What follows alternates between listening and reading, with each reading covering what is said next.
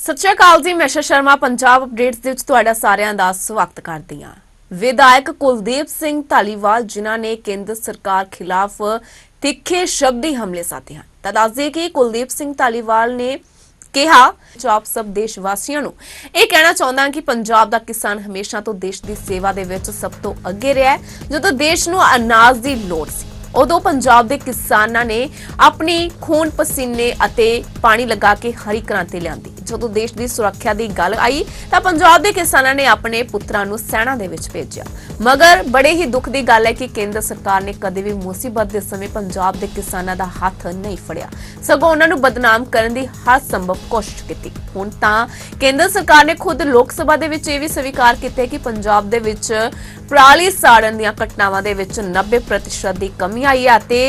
Research भी सामने आ गई है कि दिल्ली के प्रदूषण लिए केवल पराली जिम्मेवार नहीं है, फिर भी केंद्र सरकार हमेशा तो प्रदूषण लिए पंजाब के किसानों ही जिम्मेवार ठहराती रही। जो पंजाब के किसानों ने अंदोलन किया सी उदों 750 किसानों की शहादत हो गई, पर केंद्र सरकार टस तो मस नहीं हुई। हाल ही में आए भयानक हड़ ने पंजाब के किसान नूं बर्बाद कर दिता, फिर भी अजे तक केंद्र सरकार वालों 1 रुपया भी नहीं भेजा गया। ਤਾਂ ਇਹ ਸਭ ਕੁਝ ਵਿਧਾਇਕ ਕੁਲਦੀਪ ਸਿੰਘ ਧਾਲੀਵਾਲ ਦੇ ਵੱਲੋਂ ਹੀ ਬੋਲਿਆ ਗਿਆ ਤੇ ਕੇਂਦਰ ਸਰਕਾਰ ਖਿਲਾਫ ਸ਼ਬਦੀ ਨਿਸ਼ਾਨੇ ਸਾਧੇ ਗਏ ਨੇ। ਤਾਂ ਅੱਗੇ ਕੀ ਕੁਝ ਕਿਹਾ विधायक ने, आओ फिर सुनते।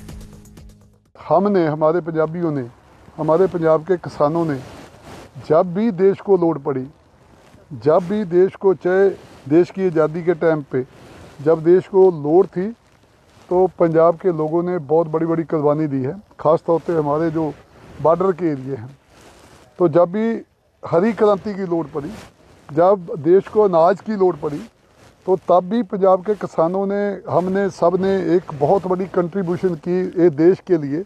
देश को एक बहुत बड़ा अन्न बढ़ार हमने दिया।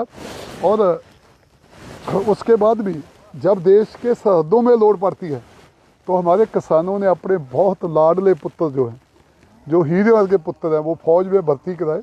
और आज हमारे हज़ारों नौजवान जो हैं वो देश की राखी के लिए सरहदों पे खड़े हैं।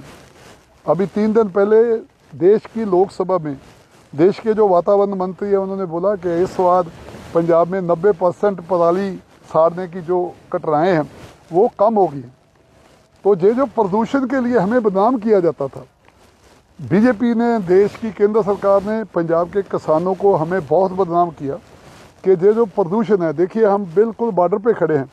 तो मैं तो कई बार पूछता था, इधर हमारे डेरा बाबा नानक है, जो इनारे वाली साइड है, आगे अभी पठानकोट है, तो इतने दूर से दिल्ली प्रदूषण कैसे चला जाता है? पर हमारी किसी ने बात नहीं सुनी, तो हमें रज के बदनाम किया गया। जब हड़ आए तो तब भी हमें बदनाम किया गया। केंद्र के कम से कम मेरा ख्याल है 2 दर्जन के करीब मंत्री आए होंगे केंद्र के, और सभी लोगों ने कुछ नहीं दिया। बस एक बात बोलते रहे कि इधर मेहनत होती थी, इधर दरियाओं की खलाई नहीं हुई, इधर जे नहीं हुआ, मतलब कैसे वैसे भी पंजाब को बदनाम करके वापस चले गए। देश के प्रधानमंत्री ने 1600 करोड़ रुपया अनाउंस किया था हमारे लिए, ये जो बॉर्डर का एरिया है जहाँ पे हड़ आए थे। तो सर अभी तक एक भी पैसा, मैं देशवासियों को बताना चाहता हूँ कि मोदी जी ने जो अनाउंस किया था, ना उनके मंत्री आए पंजाब में, उन्होंने एक भी पैसा जो है अभी तक हमें नहीं दिया। जो दिया पंजाब की भगवंत से मान की सरकार ने दिया।